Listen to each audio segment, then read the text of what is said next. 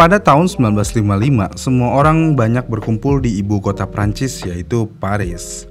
Orang-orang berkumpul pada saat itu bukan untuk melakukan perang ataupun revolusi, karena orang-orang pada berkumpul di Paris saat itu hanya untuk satu acara, yaitu Le Mans.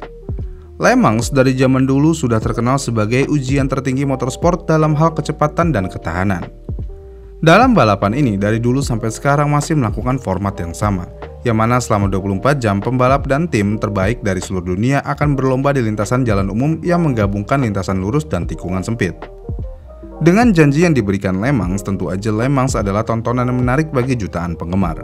Namun pada tanggal 11 Juni 1955, Le Mans menjadi tempat tragedi yang mengejutkan dunia dan mengubah motorsport selamanya.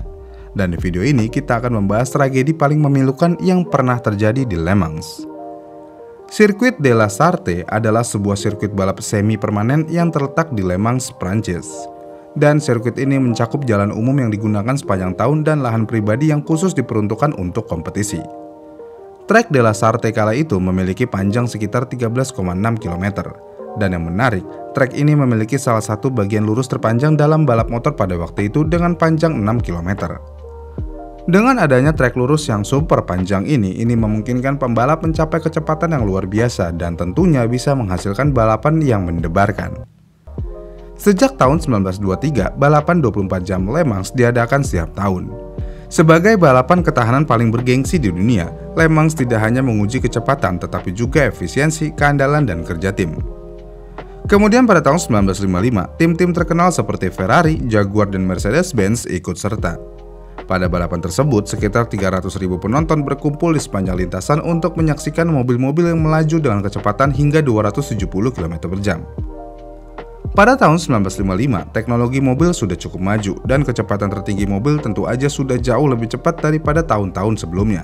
Sedangkan trek Le Mans tidak dirancang untuk kecepatan tinggi seperti itu, karena tata letaknya sudah ditetapkan pada tahun 1920-an. Dan sayangnya lagi, walaupun teknologi otomotif sudah sangat maju, tapi fitur keselamatan tidak mengikuti perkembangan ini, yang berarti para pembalap seringkali tidak mengenakan sabuk pengaman. Kenapa demikian? Ya karena sebagian pembalap percaya bahwa mereka akan lebih aman untuk terlempar dari kendaraan jika terjadi kecelakaan. Cukup unik memang pemahamannya waktu itu. Kemudian selain pembalapnya, penonton Le Mans juga bisa dibilang jauh dari kata aman, karena seringkali penonton dan mobil balap hanya dipisahkan oleh selokan, gundukan tanah yang rendah, atau pagar kayu atau kawat yang rapuh. Ya berarti jika ada mobil lepas kendali, maka penonton ada kemungkinan bisa kehilangan nyawanya juga dengan mudah. Ya itulah Le Mans zaman dulu, jauh dari kata aman. Kemudian pada Le Mans tahun 1955, ini adalah pertarungan antara raksasa, yang mana 3 pabrikan besar yaitu Ferrari, Jaguar, dan Mercedes-Benz membawa mobil baru dan di-upgrade secara maksimal untuk bersaing merebut kemenangan. Dan ketiga pabrikan tersebut pernah memenangkan balapan sebelumnya dan memiliki beberapa pembalap terbaik dalam barisan mereka, seperti Fangio, Stirling Moss, dan Mike Hawthorne. Pada saat itu, Ferrari memiliki keunggulan kecepatan, tetapi sayangnya Ferrari sering mengalami kerusakan mekanis. Mobil baru Ferrari tahun 1955 adalah 735 LM. Mobil ini memiliki mesin straight six yang berasal dari Formula One mereka yang dapat menghasilkan tenaga 360 horsepower. Namun mobil ini juga rentan terhadap panas berlebih dan kerusakan.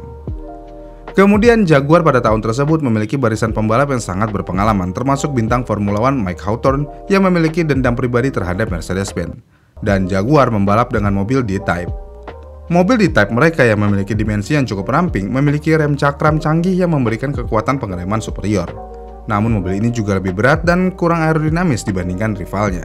Sedangkan Mercedes-Benz yang sedang mendominasi Formula One dengan W196 saat itu masuk ke Le Mans dengan 300 SLR. Mobil ini memiliki bodi paduan magnesium ringan dan rem udara yang bisa dinaikkan untuk memperlambat mobil. Namun 300 SLR juga memiliki beberapa kelemahan seperti rem drum internal yang rentan terhadap panas berlebih dan aus. Dengan adanya 3 pabrikan besar ini, Le Mans diatur untuk pertempuran epik antara ketiga rival ini.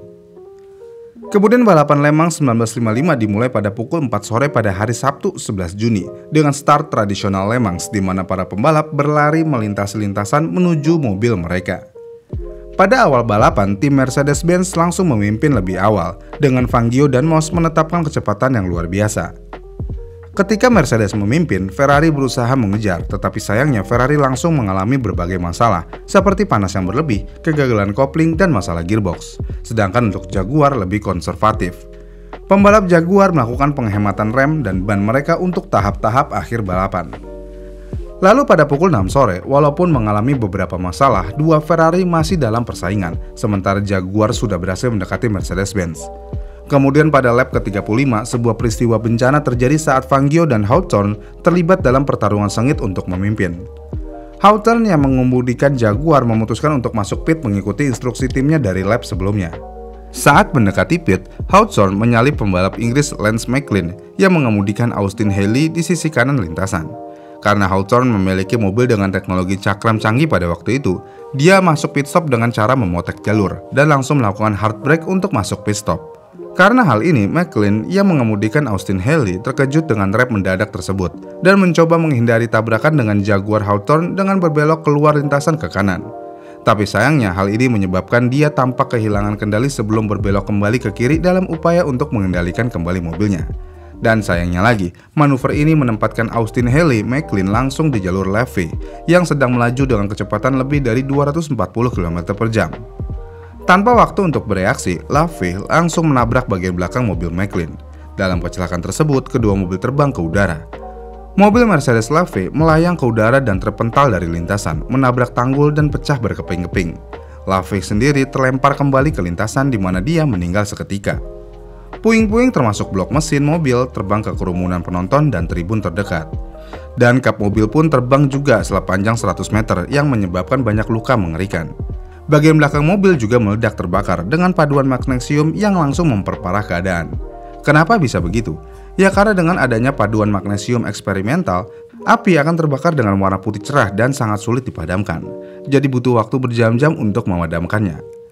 Kemudian Austin Haley McLean berputar beberapa kali dan berhenti di dekat pit lane.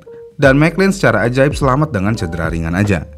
Dalam kecelakaan tersebut, selain Levee, 83 penonton tewas dan ratusan lainnya terluka. Di tribun, orang-orang menggunakan spanduk iklan untuk mengangkut yang terluka dan yang meninggal, sementara yang lain dengan panik mencari orang yang mereka cintai. Namun secara tidak dapat dijelaskan dan mungkin tidak dapat dimaafkan, balapan tersebut tetap berlanjut. Namun pembalap Formula One John Fitch, dia adalah rekan pembalap Levee, mendesak Mercedes untuk mundur dari balapan. Dia berargumen bahwa ini bencana hubungan masyarakat bagi pabrikan Jerman yang tampaknya acuh tak acuh terhadap pertumpahan darah Prancis yang akan menjadi bencana hanya 10 tahun setelah Perang Dunia Kedua berakhir.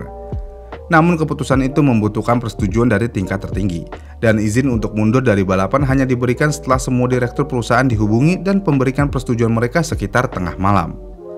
Setelah adanya persetujuan tersebut, mobil-mobil Mercedes yang tersisa secara diam-diam ditarik dari balapan pada pukul 1.45 pagi. Sebelum dilakukan penarikan mobil, Mercedes sedang berada di posisi pertama dan ketiga pada saat itu. Kemudian orang-orang di sekitar juga mencoba meyakinkan Jaguar untuk mundur dari balapan juga, tetapi hal itu tidak terjadi, yang pada akhirnya Hawthorne dan rekan pembalapnya Ivor Pub memenangkan balapan. Namun pertanyaannya, kenapa Le Mans tidak memberhentikan pembalapannya setelah tragedi yang mengerikan tersebut? Alasannya, mereka khawatir bahwa menghentikan balapan akan menyebabkan lebih banyak kebingungan dan menghambat upaya penyelamatan. Mereka juga ingin menjadi lintasan tetap bersih untuk ambulans dan truk pemadam kebakaran. Itulah alasannya kenapa balapannya tetap berlanjut. Cuma nih, entah kenapa banyak yang menentang alasan ini. Kemudian setelah bencana tersebut, orang-orang menghabiskan berhari-hari, berminggu-minggu, bahkan berbulan-bulan untuk mencoba mencari tahu siapa yang bertanggung jawab.